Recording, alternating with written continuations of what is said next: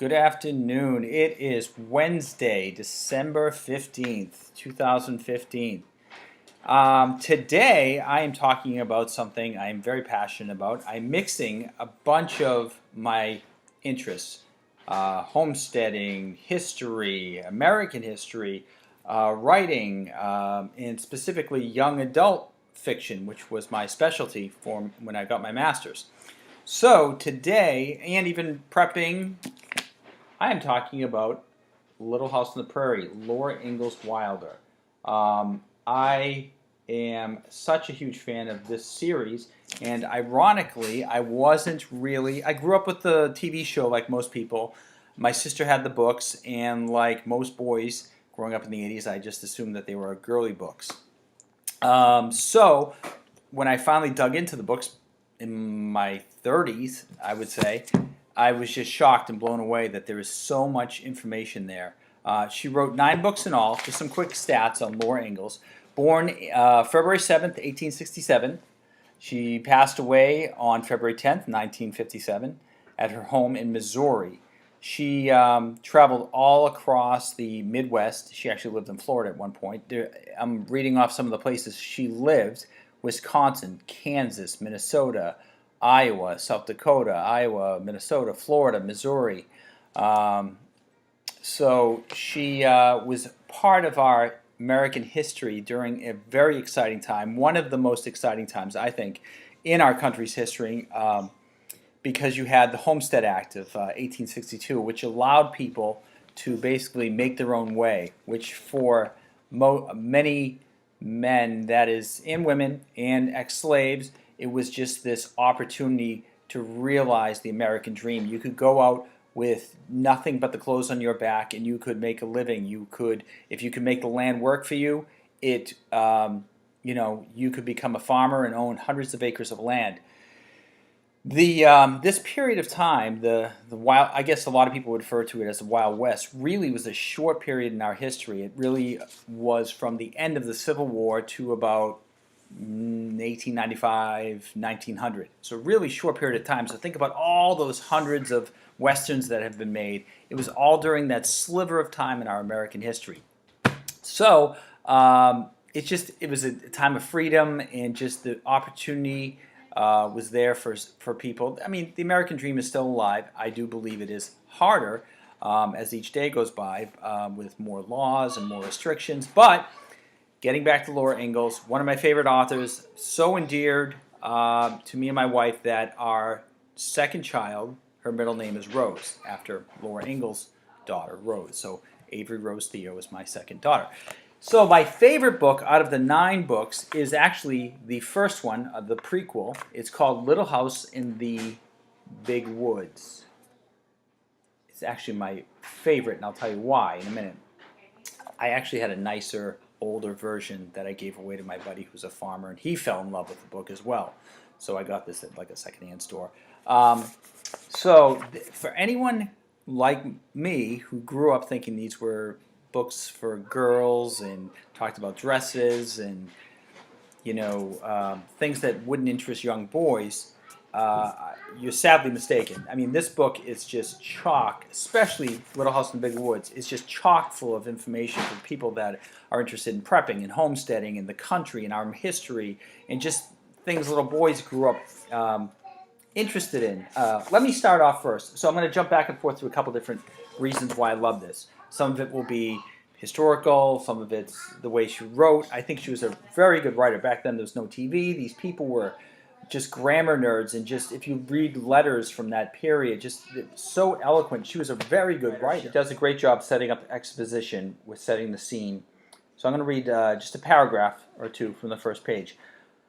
Little House in the Big Woods. Once upon a time, 60 years ago, a little girl lived in the big woods of Wisconsin, in a little gray house made of logs. The great dark trees of the big woods stood all around the house, and beyond them were other trees, and beyond them were more trees. As far as a man could go to the north, in a day or a week or a whole month, there was nothing but woods. There were no houses, there were no roads, there were no people. There were only trees and the wild animals who had their homes among them. Wolves lived in the big woods, and bears, and huge wild cats. Muskrats and mink and otter lived by the streams. Foxes had dens in the hills, and deer roamed everywhere. It's she goes on to just describe what it's like um, in that setting, in that homestead setting. And there's a couple other things that just jump out at me. I mean, she goes really, again, for anyone who thinks this is just for girls, this is the antithesis of that. If anything, I almost think this book is all for little boys. Um, I mean, he spent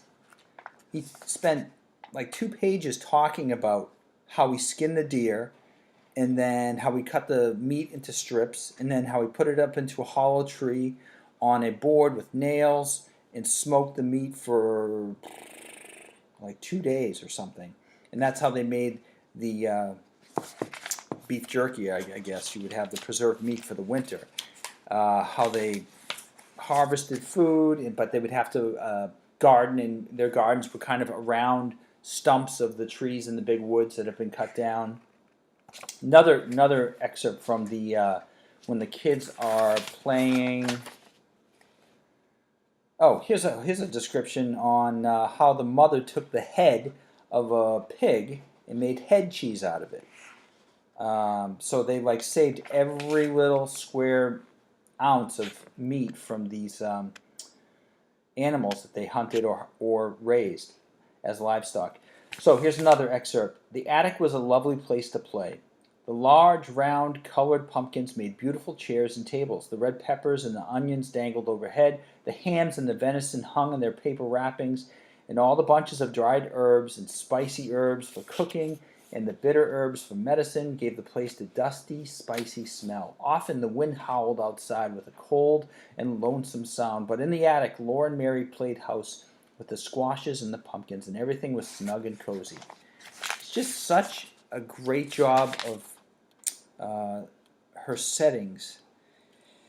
Let's see here. They talk about, again, how the father has to go out and shoot. He shoots a bear, and the bear had just killed a pig, so he gets a pig and a bear, and how they fight over the different parts of the bear for food. I mean, the kids do, jokingly. So now there's a whole chapter, which I thought was totally cool, on how the father cleaned his black powder rifle. How he has to like pour hot water down it, and then he has to grease it with the ramrod, and how his protocol for always leaving the gun armed and above the door on some pegs that he whittled out of wood, and how it was important to always have a loaded gun with you, especially out in the woods. You only have one shot, and you have to make the first shot count, because if you wound the bear could come after you and kill you while you're trying to reload your gun. I mean, there's some real frontier action in this. At one point, the mother goes out to, I don't want to give away the whole book, I'm just giving some different action scenes.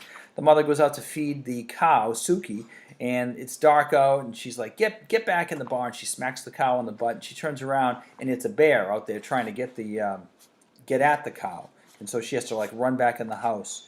Another great little excerpt of description. Laura listened to the wind in the big woods. All around the house, the wind went crying as though it were lost in the dark and the cold. The wind sounded frightened. It's just a great description. She's such a good writer. What else do I see here? And then they also have other things too for little girls. They talk about how the mother made dresses out of calico material she bought. Sorry. So let's see here, and the harvesting, and that how family members come together for the harvesting, and how at the very end there's like a new wonderful machine that helps them harvest, but it's like 6 horses have to draw this machine that harvests all the wheat. It's just, and then it ends again going back towards winter, and how it's just snug and cozy in the house, and Dad, their pa's there, and how it's like the best time of year because he'll take down his fiddle. He has time to spend with the girls, even though they're in this tiny little cabin. She just paints this picture of like this era of they have nothing, and they're just so happy. and it's the antithesis of what our culture pushes today. And it's just such a sweet little book. And again, it's for little boys, little girls, adults, and it has a little bit of history and homesteading and prepping, and it's just a well-written book. So I'm probably going to do, I may do another podcast at some point just on Laura Ingalls Wilder, the person, just to kind of follow up my fascination with her and her writing. So that's it for today. Please, if you like this, subscribe, give it a thumbs up, pass it around. And thank you for your time. Have a great day.